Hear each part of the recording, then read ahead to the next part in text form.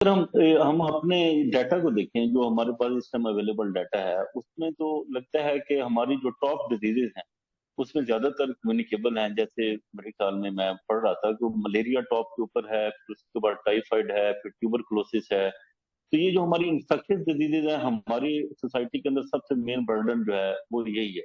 उसके बाद हमारी नॉन कम्युनिकेबल डिजीजेज आ जाती हैं, जिसमें टॉप के ऊपर इस्कीमिक हार्ट डिजीज है, कैंसर है। फिर उसके बाद जो है आपका रेस्पिरेटरी, क्रोनिक रेस्पिरेटरी डिजीजेस हैं, लंग्स के इश्यूज हैं। और फिर उसके बाद शुगर और उससे रिलेटेड कॉम्प्लिकेशन की डिजीजेस हैं। तो हमारी सोसाइटी में मतलब आपका क्या ख्याल है कि ये जो एक तो क्वालिटी ऑफ हेल्थ इतनी अच्छी नहीं है, फिर आप जिस तरह बात कर रहे हैं कि वो आपका लाइफ एक्सपेक्टेंसी अच्छी नहीं है, और इसके अंदर अगर हम अपने डाटा को देखें तो कम्युनिकेबल डिजीजेज सबसे टॉप के ऊपर है। नॉन कम्युनिकेबल डिजीजेज, आप तो कार्डियोलॉजी में काम कर रहे हैं और आप कल में कैबेज करवाते होंगे, आप ज्यादा बेहतर बता सकते हैं कि आप तो लोगों के कैबेज 35 साल की उम्र को 35 ईयर्स के अबाउ जो है ना वो कैबेज आना शुरू हो गए हैं। तो आपको क्या लगता है ये मसला क्या है, कहाँ पे है कि ये क्यों इतना बड़ा चैलेंज है, और इसकी वजह क्या है बुनियादी तौर के ऊपर इन डिजीज बर्डन की और इसमें हेल्थ इश्यूज की? जी डॉक्टर मसूद, असल में देखें बात ये है कि इस वक्त अगर हम एज ए चैलेंज देखें ना कि हेल्थ हमारी सोसाइटी के लिए कितना बड़ा चैलेंज है, तो हमारा एक ये मसला भी है कि हमारे पास अपने लोकल स्टेट्स नहीं है, फिगर नहीं है, हमें डाटा का नहीं पता कि हमारे पास कितने लोग बीमार हैं, कितने लोग मेडिसिन ले रहे हैं, डिजीज कितनी है। ये वो डाटा है जो आप जिसका रेफरेंस ले रहे हैं, जो किसी इंटरनेशनल एजेंसी ने इकट्ठा किया होगा, किसी मल्टीनेशनल कंपनी ने या किसी फार्मास्यूटिकल कंपनी ने वो किया होगा। वो भी पर्पज ओरिएंटेड होता है, वो अपने मकसद को हासिल करने के लिए इस तरह की चीजों को इकट्ठा करते हैं। लेकिन एज ए हेल्थ प्रोवाइडर जो इस सोसाइटी में हम काम कर रहे हैं, आप कर रहे हैं, मैं कर रहा हूं, अगर हम उस ऑब्जर्वेशन को सामने रखें, नो डाउट उसके एग्जैक्ट डाटा के बाद ही कुछ सिचुएशन समझ में आएगी, लेकिन एक जो हमारा मफरूजा ये हाइपोथेसिस बन रहा है वो ये है कि इस वक्त हमारी सोसाइटी के ऊपर इकोनॉमिकल बर्डन की अगर बात, तो सबसे बड़ा इकोनॉमिकल बर्डन आपका हेल्थ हेल्थ का जो डिजीज प्रोसेस है ना, उसको कैटर करने के लिए आप अपनी इकोनॉमी का सबसे बड़ा हिस्सा लगा रहे हैं। इसके अगर आप स्टेट इकट्ठे करेंगे तो ये मफरूजा आपको डेफिनेटली जो है वो आपको मानना पड़ेगा कि शायद सबसे बड़ा ये है। अब उसकी आप थोड़ी सी डायमेंशन को जो है वो उसकी डायसेक्शन करके देखें कि एक्चुअल सिचुएशन है क्या। देखें हमारे अब सोसाइटी के अंदर अगर हम एवरेज देखें, हमारी एक फैमिली 5 to 7 पर्सन के ऊपर एक फैमिली जो है वो बिल्कुल बनी सही। हुई है। अब उस फैमिली की डायमेंशन को देखें तो उसमें ग्रैंड पेरेंट्स हैं और बच्चे हैं। अब इन सारे एज ग्रुप्स के अंदर जो ग्रैंड पेरेंट्स हैं, दे आर 100% ऑन मेडिसिन। आप बिल्कुल उसको ऐसा ही है।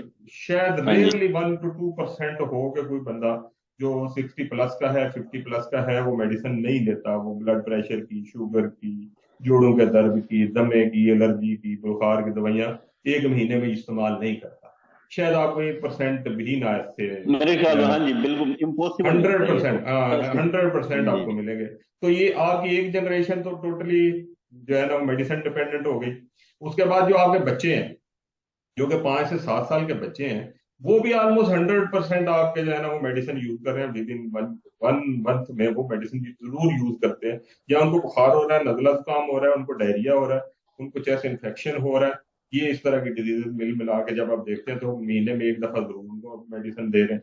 अब ये दो जनरेशन तो हमने यहाँ पे इंक्लूड कर ली।